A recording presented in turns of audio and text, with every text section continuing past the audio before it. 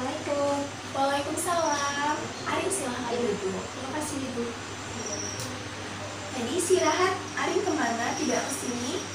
Oh iya Bu, maaf sebelumnya tadi itu istirahat saya ke kantin sama teman-teman Bu, jadi lupa mau kesini. Oh iya, tidak apa-apa. Karena istirahat memang jamnya Iya. untuk makan ya. Bagaimana sekolahnya, pelajarannya, apakah lancar? Alhamdulillah lancar. Iya.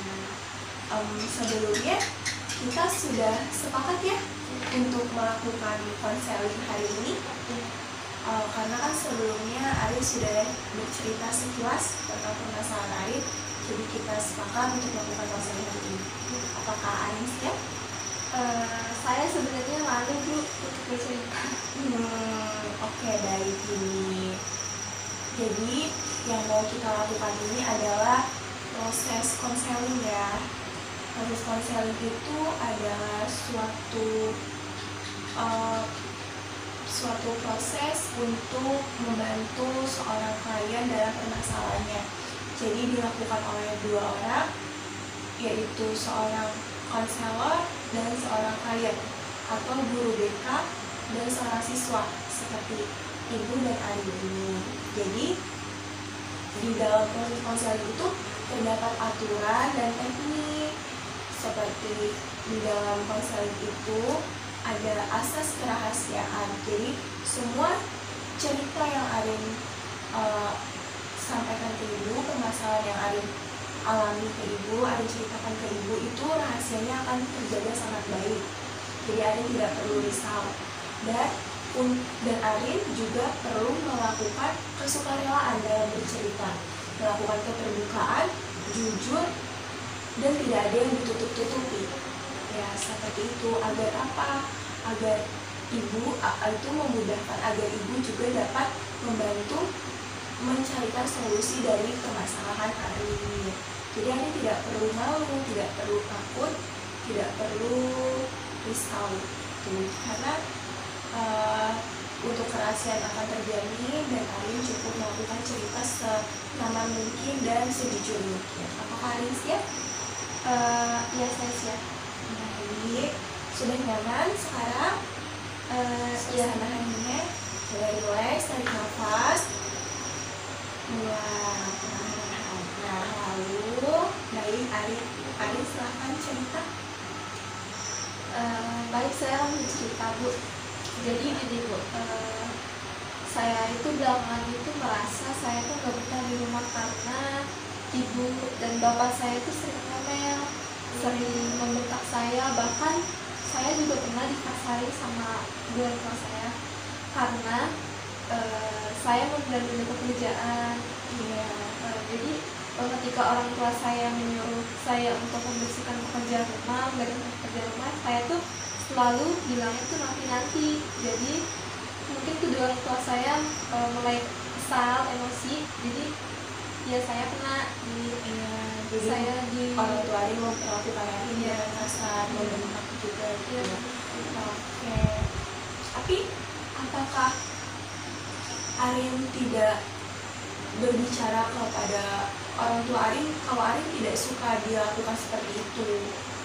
Saya ingin bercerita, tapi saya takut Bu, takut kalau membantah, takut nanti saya diomelin lagi, dikasarin lagi. Terus saya juga takut kalau dibantah orang tua, takut dosa Bu. Tapi Arin bercerita ke orang atau teman gitu? Iya, tentang masalah. saya bercerita ke teman saya sih, teman dekat saya. Jadi tidak terlalu sedikit, tidak terlalu dipendam banyak ya. Jadi Arin masih bisa bercerita kepada teman. Tapi Arin belum bisa mengungkapkan perasaan apa yang Arin inginkan kepada orang tua Arin ya. Apa yang Arin inginkan dari orang tua Arin ke Arin gitu? Saya tuh ingin orang tua saya tuh baik kepada saya, lembut kepada saya, tidak kasar kepada saya, dan saya tuh ingin semua pekerjaan rumah tuh biar saya aja, kesadaran saya sendiri gitu, gak usah pakai disuruh oleh orang tua. Mungkin kalau untuk orang tua, menurut Ibu ya, kalau untuk orang tua menyuruh anaknya melakukan pekerjaan rumah mungkin itu wajar ya, karena setiap orang tua pasti ingin anaknya bisa mengerti pekerjaan rumah gitu. Tapi untuk cara yang membentak, memukul, atau memaksa dengan kasar itu sudah tidak baik, karena itu tidak boleh, karena seharusnya orang tua itu menjaga, mengayomi gitu kan, tapi tidak dengan berbuat kasar seperti itu. Saya juga mendapatkan tekanan Bu dari orang tua saya. Jadi orang tua saya tuh suka menilai, suka membanding-bandingkan saya dengan orang lain. Jadi saya harus dituntut seperti orang ini, tapi saya tuh tidak bisa. Maupun saya tidak mampu untuk mengikuti orang itu. Jadi orang tua saya itu harus menuntut saya seperti ini, tapi saya tidak mau. Iya, jadi orang tua, jadi keinginan Arin dan keinginan orang tua Arin itu bertentangan ya. Apakah Arin sudah pernah mengungkapkan itu? Bu, saya tidak suka dibanding-bandingkan dengan orang ini, saya ingin menjadi diri saya sendiri, ingin menjadi diri Arin. Misalnya belum, saya belum bilang kalau tapi Arin ada ya keinginan? ada.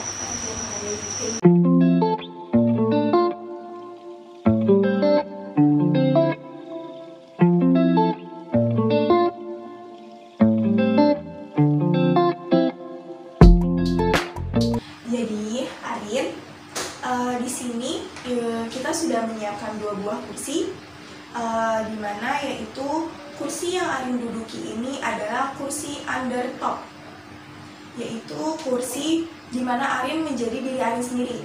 Apa yang ingin Arin ungkapkan kepada kedua orang tua Arin? Anggap di depan kursi ini adalah kedua orang tua Arin atau ibu Arin. Yang Arin ingin sampaikan, unek-unek yang Arin keluarkan, apa yang Arin tadi ceritakan ke ibu, Arin ungkapkan seolah-olah di depan ini adalah ibu Arin. Dan kursi yang di depan ini adalah kursi top dog, itu dimana orang yang ingin kemauannya terpenuhi dan menekankan kepada si klien, yaitu ke Arin, yang rasanya dia tidak bisa mengungkapkan perasaannya gitu. Jadi Arin siap. Jadi di sini Arin lakukan apa yang ingin Arin sampaikan kepada ibu Arin yang tadi Arin ceritakan. Ya, silahkan.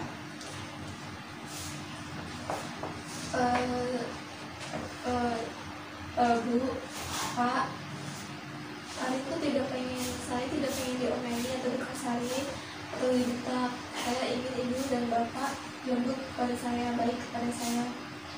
Arin juga ingin ibu mengerti Arin. Arin juga pasti akan mengerti ibu. Jika ibu dan bapak menyuruh Arin untuk bersih-bersih atau mengerjakan rumah, Arin ingin ibu tuh gak usah ngomelin Arin, gak usah bentak Arin, gak usah ngasarin Arin. Aku pengen tuh saudara sendiri. Terus juga aku tuh gak pengen dituntut sama ibu. Aku gak mau dibanding-bandingin sama ibu. Aku pengen jadi diri sendiri, jadi Arin yang ibu sama bapak kenal. Jadi aku gak mau ibu ngebanding-bandingin aku ataupun menuntut aku harus begini. Aku ingin diri sendiri Bu, Pak. Sudah? Ya. Gimana? Baik ya. Sekarang Arin pindah ke kursi sebelah, gimana Arin ingin apa yang Arin inginkan dari tanggapan kedua orang tua Arin setelah Arin menyampaikan unek-unek itu. Oke, siap? Siap. Oke, mulai. Saya pengen kedua orang tua saya bicara seperti ini. Iya nak, ibu mengerti. Ibu tidak akan menyuruh Arin dengan nada membentak dan kasar.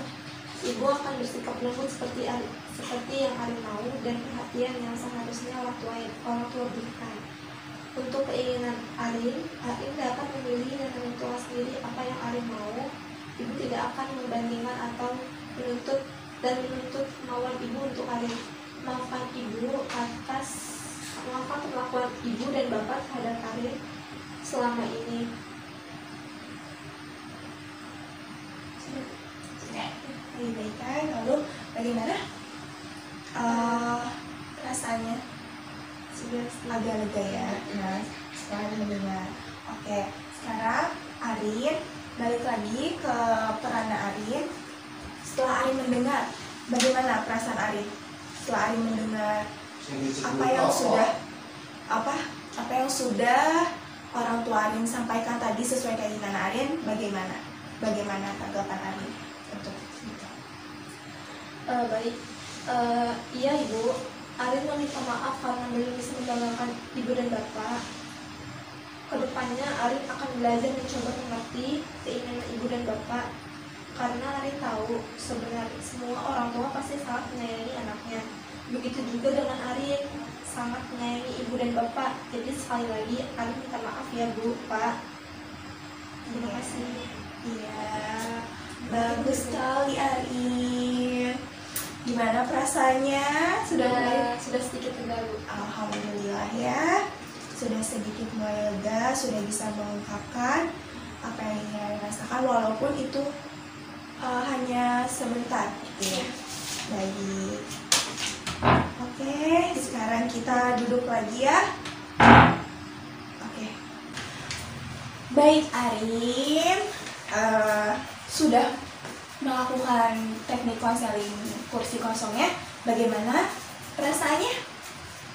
Alhamdulillah setelah saya melakukan konseling kursi kosong ini saya merasa lebih tenang. Alhamdulillah sudah lebih nyaman, Sudah sedikit lebih nyaman ya.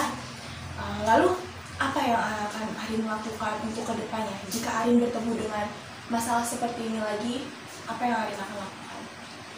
Kalau jika nanti saya bertemu dengan masalah ini lagi, saya akan mencoba untuk mengerti permasalahan ini. Saya akan mencoba untuk mengerti apa yang kedua orang tua saya mau, dan saya juga akan mencoba untuk belajar untuk mengerti dari permasalahan ini. Iya, jadi nanti kedepannya Arin harus mengungkapkan perasaan Arin ya. Arin ungkapkan apa yang Arin inginkan, Arin sampaikan kepada kedua orang tua Arin. Saya akan mencoba belajar juga untuk menyampaikan perasaan ini kepada orang tua saya. Iya, bagus. Ya, jadi sudah sedikit lebih tenang juga, dan kedepannya Arin juga akan lebih semakin dewasa ya untuk memahami masalah yang datang kepada Arin. Jadi harus tetap semangat terus, jangan menjadikan masalah itu sebagai penghambat. Jadi tapi jadikan itu sebagai penguat Arin. Oke? Karena sudah tahap hampir mendekati akhir konseling, jadi tolong isi ini dulu ya Arin. Ini evaluasi konselingnya. Arin isi di sini nama Arin. Pas apa?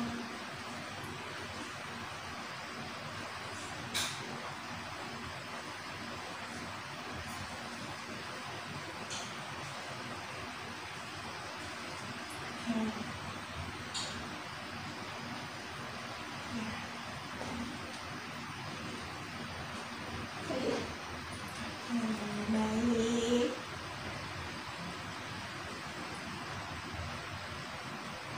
Terima kasih Arin sudah mengisi. Oke. Dari yang sudah Arin keluarkan tadi unek-uneknya, Ibu mau Arin untuk menghadapi masalah ini ya. Kedepannya Arin harus tetap lebih tenang, lebih semangat. Arin sampaikan, Arin sudah besar, Arin sudah dewasa, Arin mempunyai pilihan Arin sendiri. Arin sampaikan apa yang Arin inginkan. Arin bilang kepada orang-orang atau kepada orang tua Arin ini, Arin ingin menjadi diri Arin sendiri gitu. Arin harus semangat, Arin harus bisa mengungkapkan apa pendapat Arin.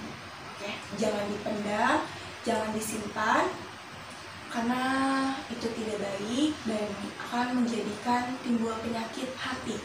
Ya. Jadi apa yang mengganggu pikiran Arin dan hati Arin, Arin sampaikan dengan cara baik-baik, apalagi ini kepada orang tua ya, jadi ungkapkannya baik-baik. Baik, kita sudahi karena akhir konseling juga sudah habis juga. Jadi kita sudahi konseling ini karena Arin juga seharian sudah sekolah, sudah capek, jadi Arin harus pulang ya. Baik, terima kasih Arin. Terima kasih juga ya Bu sudah mendengar. saya cerita. Baik, kedepannya harus lebih semangat lagi ya. Baik.